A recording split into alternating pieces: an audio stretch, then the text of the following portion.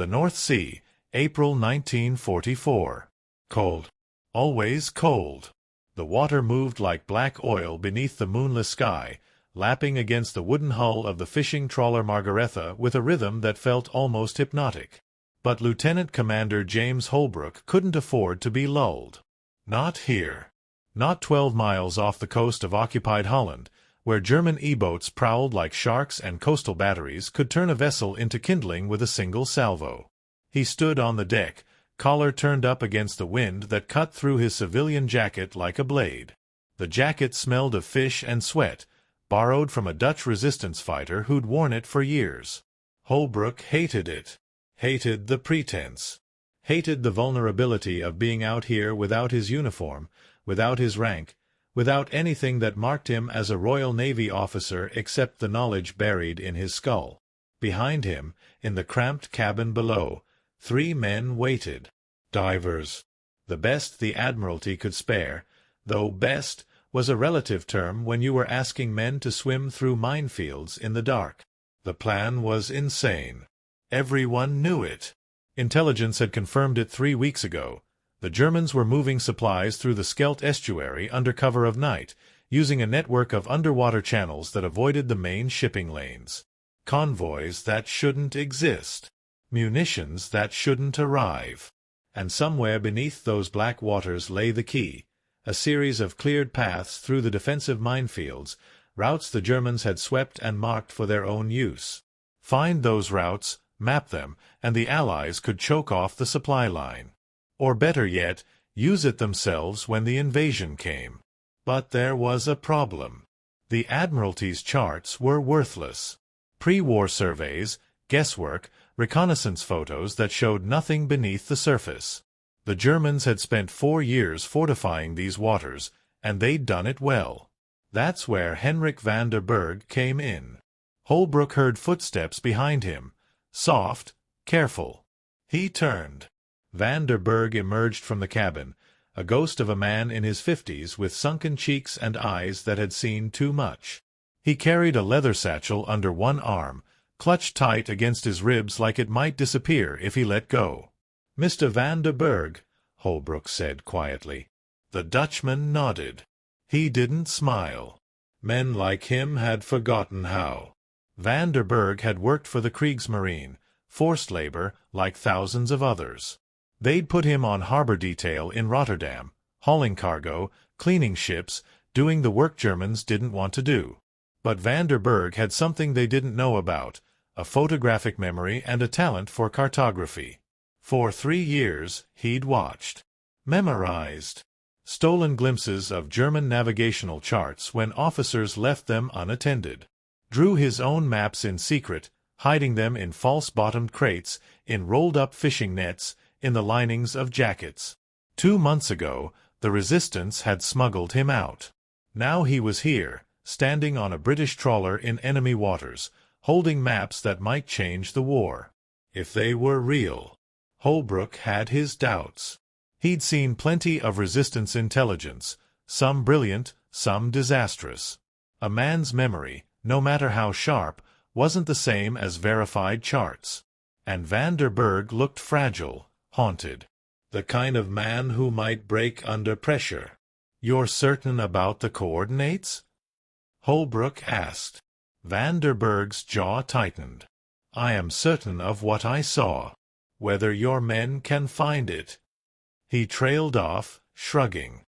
"The sea does not care about certainty." "Fair enough." Holbrook glanced toward the cabin hatch. Below deck, the divers were suiting up, thick rubber dry suits, primitive rebreathers, weighted belts. Leading them was Petty Officer Robert Finch, a veteran of Gibraltar and Malta, a man who'd spent more time underwater than most sailors spent at sea. If anyone could pull this off, it was Finch. But even Finch had looked skeptical when Holbrook briefed him. Swimming blind into a German minefield based on some bloke's memory? Finch had said, shaking his head. "That's a bloody suicide run, sir." "It's a calculated risk," Holbrook had replied. "Calculated by someone sitting safe in London, I'd wager."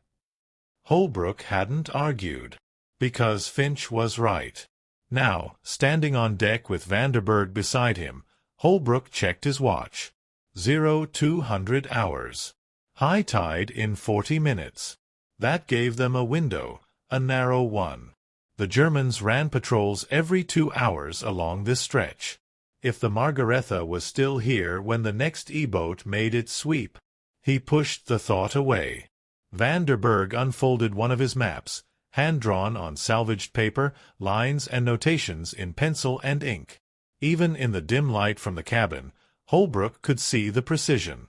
Depth markings, current patterns, coordinates that matched known landmarks. This channel, Vanderberg said, pointing to a narrow corridor between two shoals. The Germans use it twice per week, Tuesday and Friday, always at night. They sweep it regularly. No mines here. His finger traced southward. But here, and here, they leave the fields active. Defensive rings. How do you know they haven't changed it? Holbrook asked. Because I saw the same routes, the same patterns, for 3 years. The Germans are efficient. They do not waste effort. If something works, they do not alter it. Holbrook studied the map. It was either genius or fantasy. There was no way to know until Finch and his men went down. A hatch creaked open. Finch emerged, already suited up, his face pale above the rubber collar. Behind him came Davies and O'Connor, younger men, less experienced, but steady. They'd volunteered. That counted for something. Finch looked at Holbrook, then at Vanderberg, then at the dark water beyond the rail. Right then, Finch said quietly. Let's see if your mapmaker knows his business. Vanderberg met his gaze. For a moment, something passed between them. Not trust, exactly. More like mutual acknowledgment of the insanity they were all part of. Holbrook handed Finch a waterproof pouch. Inside, a copy of Vanderberg's map, a compass, and a timer. 30 minutes, Holbrook said. No more. If you're not back by 0230, we have to leave. Finch nodded. He knew the rules. The 3 divers moved to the rail. One by one, they slipped over the side with barely a splash, practiced, controlled. The black water swallowed them whole. Holbrook stood at the rail, staring down at nothing. Somewhere beneath that surface, 3 men were swimming blind through one of the most heavily mined stretches of water in Europe, guided only by the memory of a man they'd never met. Vanderberg stood beside him, silent. The wind picked up. The Margaretha rocked gently, straining against her anchor. And the wait began. 8 meters down, Robert Finch felt the cold seep through his suit like a living thing. The North Sea was never warm, but this was different, a bone-deep chill that made his muscles ache even through the thick rubber. He kicked steadily, following the luminous compass strapped to his wrist. Behind him, Davies and O'Connor swam in formation, barely visible even at arm's length.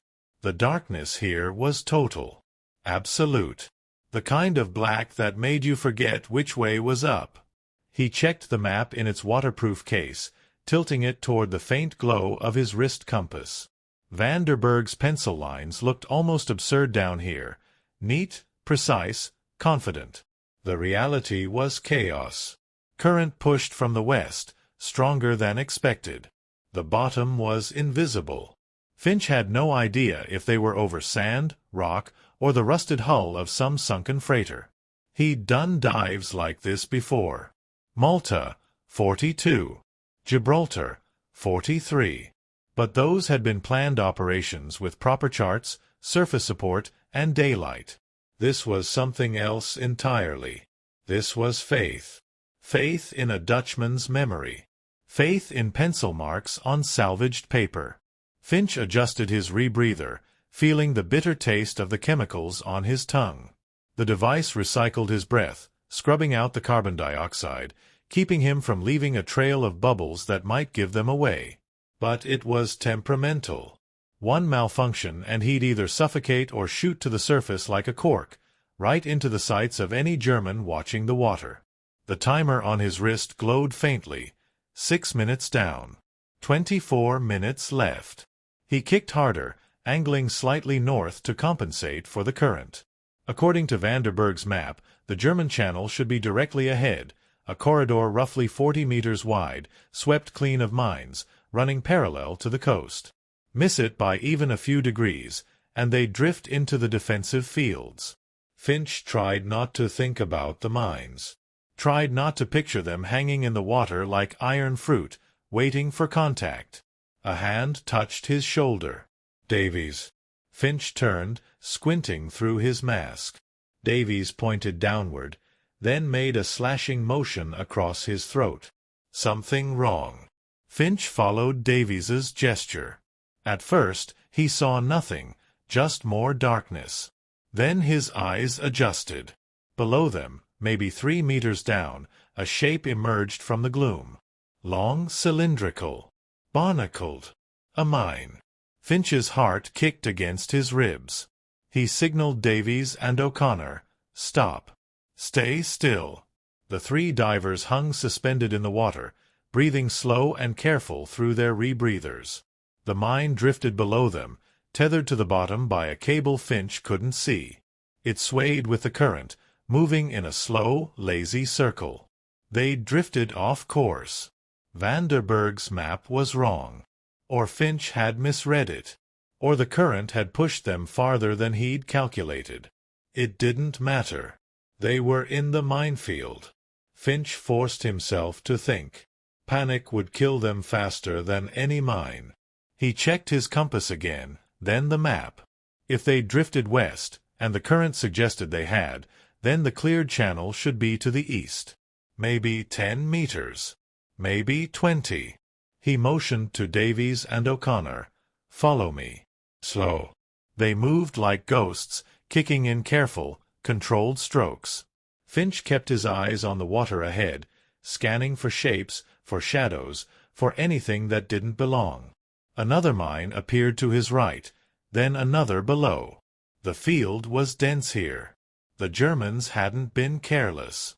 O'Connor's breathing sounded harsh through the water, short, rapid gasps. The kid was scared. Finch didn't blame him. 10 meters. 15. Then the bottom changed. Finch felt it more than saw it. The current shifted, became smoother. He glanced down and saw sand instead of rock, rippled and even. And ahead, nothing. No mines. Just open water. They'd found it. The channel. Finch let out a breath he hadn't realized he was holding. He gave Davies a thumbs up, then checked his timer. 14 minutes down. 16 minutes to get back. He pulled out the map and made a quick notation with a grease pencil. Confirmed clear corridor, bearing 075 degrees, depth 10 meters. Vanderberg had been right. The old man's memory was solid. But confirming the channel was only half the mission. Holbrook wanted the full route, entry point, exit point, any obstacles. That meant following it south for at least a kilometer, mapping as they went. Finch signaled the others. Continue. They swam deeper into German waters. Above, on the Margaretha, James Holbrook checked his watch for the 10th time in as many minutes. 0218 hours. 18 minutes since the divers went under. 12 minutes until they had to pull anchor and run. He paced the deck, unable to stay still. Vanderberg sat on a coil of rope nearby, smoking a hand-rolled cigarette, calm as a man waiting for a bus. Holbrook envied him that composure. The skipper of the Margaretha, a grizzled Dutchman named Pete who asked no questions and expected no answers, stood at the wheel, eyes fixed on the dark coastline to the east. Every few seconds he'd glance at the horizon, looking for the silhouette of an E-boat, the flash of a searchlight. So far, nothing. But Holbrook knew their luck couldn't hold forever. "They're late," he muttered. Vanderberg exhaled smoke. "The sea takes time, Commander. Patience. Patience gets you killed out here. So does haste." Holbrook bit back a reply. The old man was right, But that didn't make the waiting any easier. Then, from the bow, a shout, "Contact! Port side!" Holbrook's blood froze. He sprinted forward, grabbing binoculars from the rail. Pete was already spinning the wheel, angling the Margaretha away from the threat. There, low on the horizon, a dark shape, moving fast. Twin wakes trailing behind it. E-boat. "Kill the lights," Holbrook hissed. "Everything." Pete barked orders in Dutch. The cabin lights went dark. The deck lantern snuffed out. The Margaretha became a shadow on the water, drifting silent. The E-boat was maybe 2 kilometers away, closing fast. Holbrook could see it more clearly now through the binoculars, sleek, predatory, bristling with deck guns. Routine patrol, or had they been spotted? He checked his watch again. 0221. 9 minutes until deadline. If the E-boat came any closer, they'd have to run. And if they ran, Finch and the others would be left behind, stranded in enemy waters with no way home. Holbrook lowered the binoculars and looked at Van der Berg. The old man had stood up, cigarette forgotten, watching the approaching vessel with the expression of a man who'd seen this scene before. "If we leave without them," Van der Berg said quietly. "We won't," Holbrook said. But even he didn't believe it. The E-boat kept coming. Below, Finch had no idea they were running out of time. He swam steadily south, following the cleared channel, making notes on the map with his grease pencil. The corridor was wider than he'd expected, a full 50 meters across in places, clearly marked by the Germans for their own convoys. Smart. Efficient. Exactly as Van der Berg had said. They passed wreckage on the bottom, rusted steel plates, a propeller shaft, what might have been part of a lifeboat. Some unlucky freighter that hadn't known about the minefields. A reminder of what was at stake. O'Connor tapped Finch's shoulder and pointed to his timer. 22 minutes. 8 minutes left. Finch nodded. Time to turn back. But then he saw it. Ahead, where the channel curved east toward the coast, something reflected his dim wrist light. A metal post, driven into the seabed, topped with a glass float and a pennant that waved lazily in the current. A German marker buoy. Finch swam closer. The buoy was new, recently placed. He circled it, examining the base. Stenciled on the metal in white paint, Freigeben, MAI 44. Cleared, May 1944. This wasn't just a channel. It was active. The Germans were using it right now. Which meant, Finch heard it before he saw it, a low, rhythmic thrumming that vibrated through the water. Engine noise. Big engines. Multiple vessels. He spun, searching the darkness above. And there, silhouetted against the faint glow of the surface, he saw them. Dark hulls moving slowly overhead, casting massive shadows. A convoy. German supply ships. 3 of them, maybe 4, moving in single file through the channel. Directly above the divers' heads. Finch grabbed Davies and O'Connor, pulling them down toward the bottom. They hit sand at 15 meters and pressed flat, hoping the ship's lookouts weren't scanning the water with lights. The thrumming grew louder. The lead ship passed overhead, so close Finch could see barnacles on its hull. Then the second. Then the third. None of them slowed. None of them dropped depth charges. They had no idea the British divers were there. But now Finch understood the real value of what they'd found. This wasn't just a supply route. It was the supply route. And the Allies had no idea it existed. The convoy passed. The noise faded. Finch checked his timer. 26 minutes. They had 4 minutes to get back to the Margaretha. He didn't waste time. He shot upward, kicking hard, Davies and O'Connor right behind him. The channel, the markers, the mines. None of it mattered now. They had to surface. Had to get this intelligence back to Holbrook. The pressure eased. 8 meters. 6. 4. Finch broke the surface, gasping, tearing the rebreather mouthpiece free.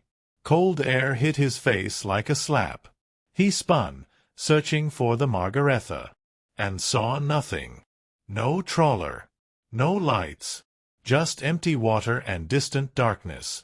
They were alone. Finch treaded water, his breath coming in ragged gasps, salt spray stinging his eyes. Gone. The Margaretha was gone. Where the hell? Davies surfaced beside him, spitting seawater. O'Connor came up a second later, coughing. Quiet, Finch hissed. His training kicked in, overriding the panic clawing at his chest.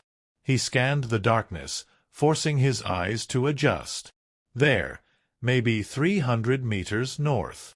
A dark shape, low against the water. The trawler. But moving.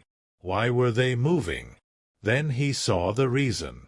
The E-boat had closed to less than a kilometer, its searchlight suddenly blazing to life, sweeping across the water like a white finger of death.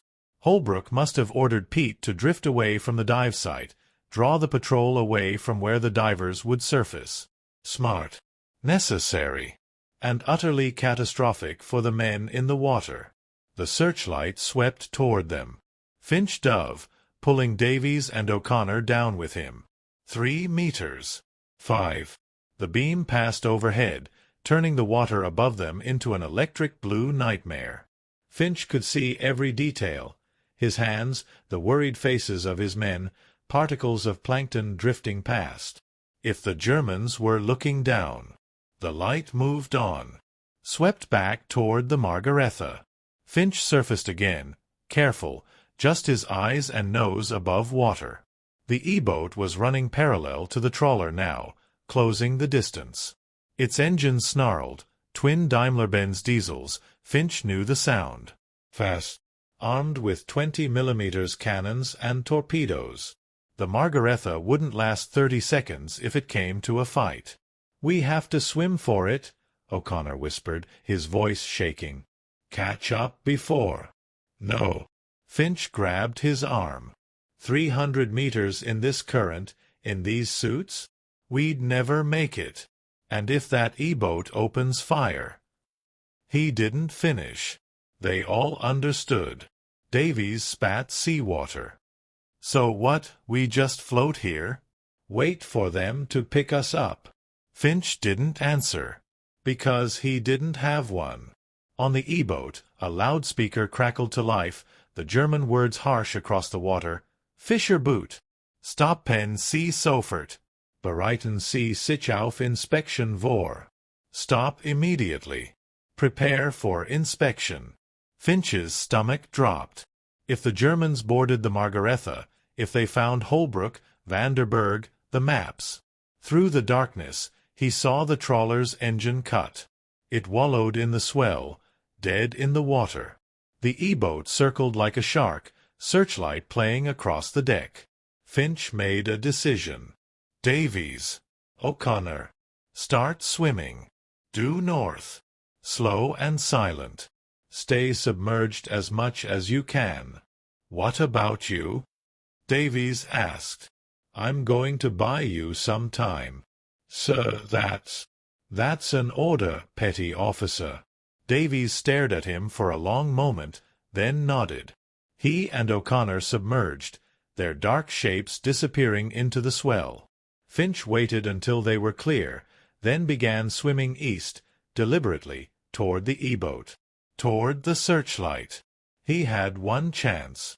On the Margaretha, James Holbrook stood beside Pete, watching the E-boat close the final 50 meters. Vanderberg had already stuffed his maps into the false bottom of a fish crate, covered them with nets and loose tackle.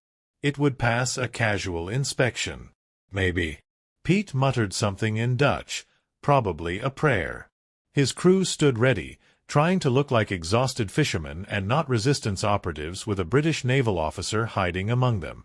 Holbrook had removed his jacket, rolled up his sleeves, smeared fish guts on his hands and face. It was a thin disguise. If the Germans looked too closely, if they asked questions in English, The E-boat cut its engines, drifting alongside. Holbrook could see the crew now, young men in Kriegsmarine gray, faces hard and suspicious. An officer stood on the deck, binoculars in hand. He shouted something across the gap. Pete shouted back in rapid Dutch. Fishing. Engine trouble. Drifting. All lies, delivered with the weary confidence of a man who'd spent his life on these waters. The German officer didn't look convinced. He barked an order. 2 sailors raised their MP-40s, covering the trawler's deck. Another readied a boarding plank. Holbrook's hand drifted toward the Webley revolver hidden in his belt, under his shirt. 6 rounds. Against a dozen armed men and 20mm cannons. Suicide. But if they took Vanderberg alive, if they captured those maps. Then, cutting through the tension, a shout from the E-boat's stern. Herr Lieutenant! Contact im Wasser. Contact in the water. The officer spun, raising his binoculars, scanning. Holbrook followed his gaze. There, 100 meters off the E-boat's starboard side. Something breaking the surface. A dark shape. A diver's head. Finch. The German officer began shouting orders. The searchlight swung away from the Margaretha, spearing toward the lone swimmer. The boarding party hesitated, torn between the trawler and this new threat. Holbrook understood instantly what Finch was doing. Drawing fire. Creating a distraction. Start the engine, Holbrook hissed to Pete. Slow. Like we're limping away. Pete didn't hesitate. The diesel coughed to life, chugging rough and uneven. The Margaretha began to drift north, away from the E-boat. The Germans barely noticed. All attention was on the swimmer. Finch knew he had seconds before they opened fire. He waved his arms, shouted in broken German, the few phrases he'd memorized from training. Hilf! Hilf! Schiff gesunken! Help! Ship sunk! The searchlight blinded him. He kept his face down, arm raised, trying to look like a desperate merchant sailor, not a British commando. Voices from the E-boat.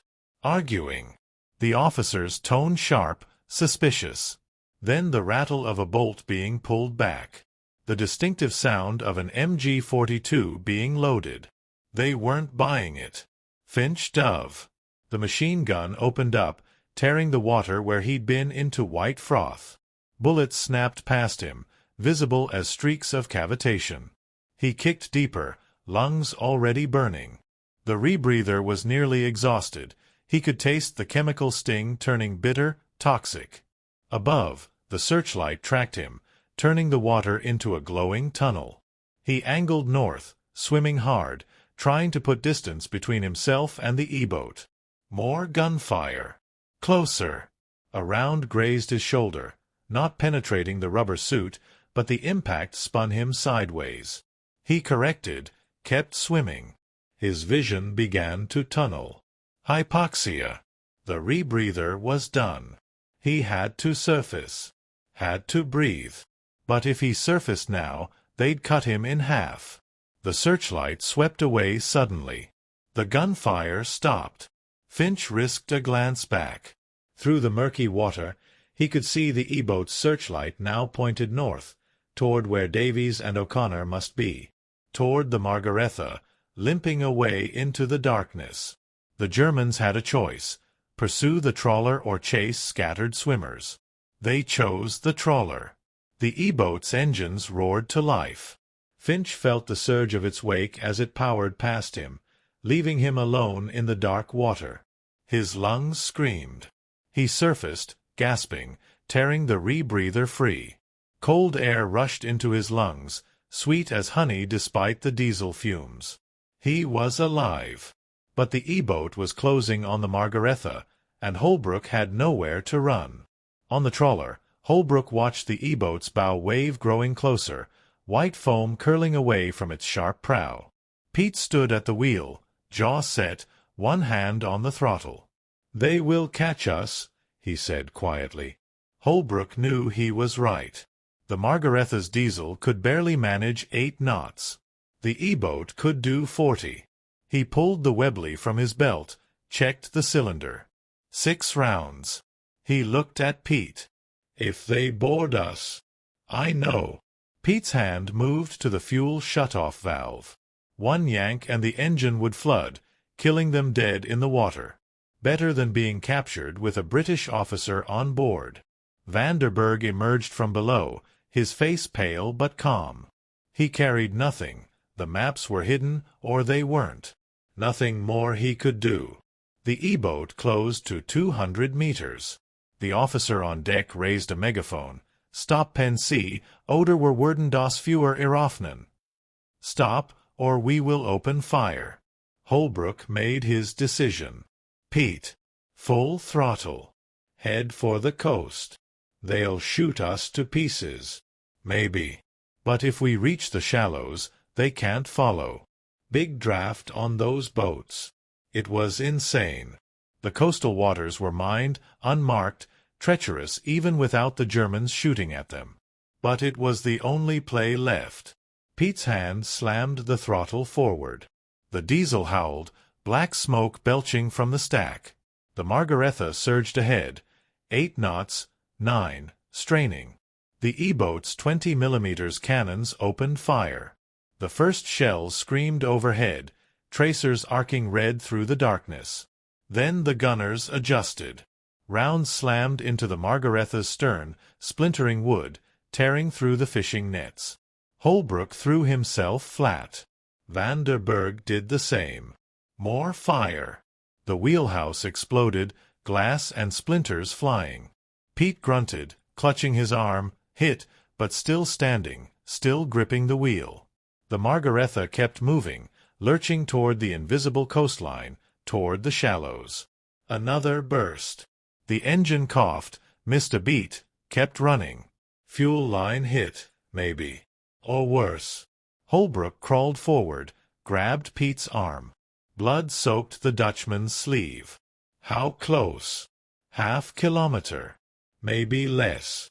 The E-boat was 30 meters behind now, nearly point-blank range. The 20mm cannons roared continuously, shredding the trawler's superstructure. Then, with a shriek of tortured metal, the Margaretha's engine died. They wallowed, dead in the water. The E-boat slowed, circling, searchlight blazing. Victory! Holbrook stood, Webley in hand, knowing it was useless, waiting for the boarding party, or the final burst that would end it. But then, impact. Not gunfire. A shudder ran through the E-boat's hull, violent enough to make its searchlight swing wild. Holbrook heard shouting, confusion. The German engines screamed, reversing hard. Too late. A second impact, louder. The E-boat lurched, its bow lifting, then settling at an angle. It had run onto a sandbar, or worse, a mine. The explosion came 3 seconds later. A flash of white light, a thunderclap that rolled across the water like the voice of God. The E-boat's stern lifted out of the water, hung suspended, then crashed back down. Fire bloomed amidships. Screaming. Holbrook watched, frozen, as the German vessel began to list, its crew scrambling, jumping into the water, searching for life preservers that weren't there. The E-boat had strayed out of the channel, into the minefields. The same minefields Finch had just mapped. Pete laughed, a half-mad sound. "The sea," he said, "has her own justice." 20 minutes later, 3 dark shapes crawled aboard the Margaretha. Finch, Davies, and O'Connor, exhausted, half-drowned, but alive. Holbrook pulled them over the rail, one by one, saying nothing, because words weren't enough. Behind them, the E-boat was gone. Sunk or drifted away. Only debris remained, floating on the black water. Vanderberg stood at the rail, watching the wreckage. His face was unreadable. Finch collapsed on the deck, chest heaving.